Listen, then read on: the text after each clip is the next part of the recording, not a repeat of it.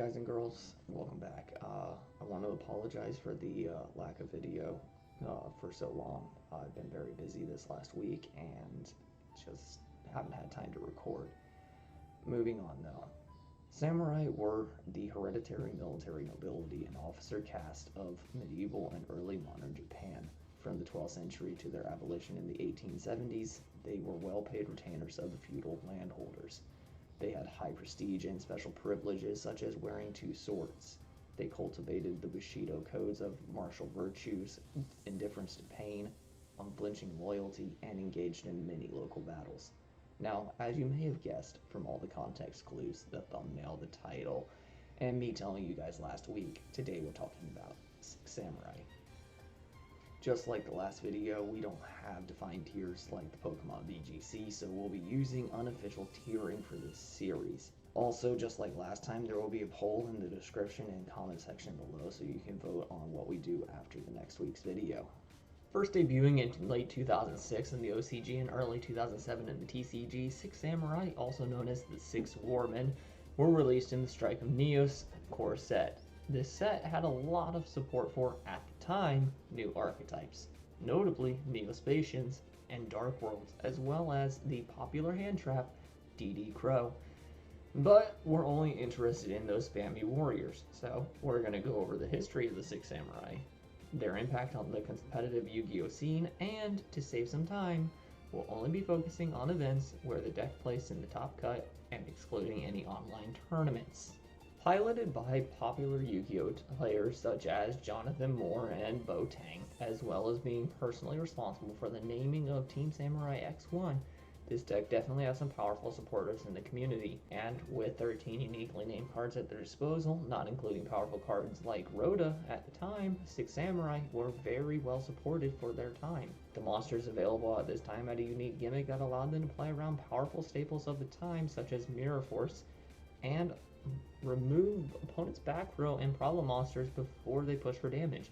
So, what kind of success did they see? Well, in 2007 they managed to rack up just a few top cuts, definitely much less impressive than the previous decks we've covered so far, and in 2008 the only notable top that I could find was by YouTube and Twitch's very own Jonathan Moore, also known as House of Champs. He managed to get first place at Shonen Jump Houston.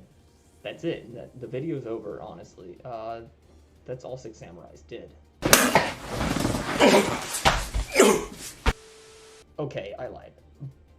But not really. Six Samurais completely fell off until 2011 when they finally got some new support that let them abuse the most degenerate counter card in the game, Gateway of the Six. Now, if you don't know why this card is broken, let me give you a brief explanation.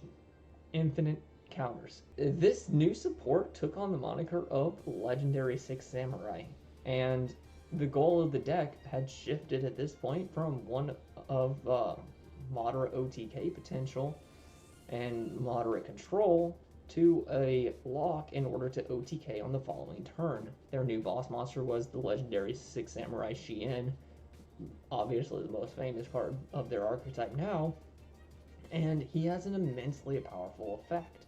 Once per turn, he can negate the activation of a spell or trap card on the field. It's not hard once per turn, so multiple Shien all get their very own Nope. He was also very easy to summon, and when combined with Naturia Beast to negate all spells, all you had to worry about was traps. And then Great Shogun Shien also made it so that the opponent can only activate one spell or trap per turn. They had an impressive lock that allowed them to completely control the game's tempo going first or second.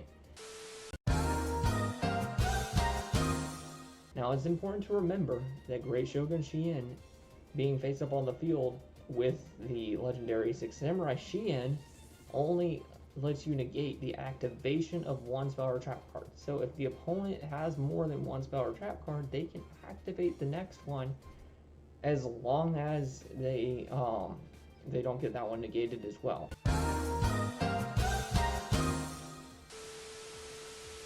With these cards and swarming potential, the Six Samurai archetype was catapulted into the meta with 11 top cuts in 2011 and consistent tops until 2014. This deck had to be addressed on the ban list in 2011, And later on in 2013, Konami ended up limiting Shien and the Shien Smoke Signal, hurting the consistency and overall Legendary Six Samurai Shien inboards for the 2011 metagame, and eventually banned Gateway in 2013. This card stayed banned until very recently with the release of Spirit Warriors, as the other cards had already been released off the ban list. Gateway was the only one left. So they decided to bring it back to 1 in order to push more product. And speaking of Spirit Warriors, this set released the most current incarnation of our beloved Six Samurais, now known as Secret Six Samurai. These brought a new option to the table, which was banishing effects. Coupled with the floating effects that some of them gained, these new Six Samurai gave the deck a new lease on life. Seeing play in not just their own tried and true strategy, they were also mixed into decks like True Kings to allow more powerful inboards, easier link spam, and the most common threat that they could dish out at the time, a consistent 5+ material Rongo Miniad, which was so consistent and difficult to out for opposing decks, it was outright banned shortly after. Cards such as Abyssal Designator were cited, and going second decks opted to go first in order to at least have a chance to play against. So, how are Six Sams looking today? Well, Counter Generation has become their mainstay yet again, and they now have access to Gateway through their new Link monster, Great General, who searches Gateway or other counter generators through his effect. And if that's not powerful enough, they've been implemented in a 1.5 card combo that allows the player to lock the opponent out of all plays using pole position. It's a ruling nightmare of a card, and while this ruling is only being implemented in Dueling Book at the moment, I think that you should ask your head judge at any event if you think that you might run into pole position. Again, a lot of work and research did go into this video. I know it's a bit short as far as the amount of history that you could possibly get out of this deck. I want to thank everybody that did help me out with this video, and especially my editor Adrian. He's fantastic, and I really do appreciate all that he does. This wouldn't have been possible without everybody's support and help though, and I'm planning to keep the series going.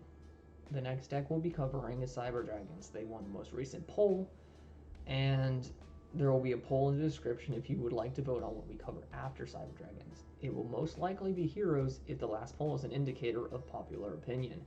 Please cast your vote either in the poll or in the description or in the comments below. And I want to thank everybody for watching, and I will see you all next time. Peace.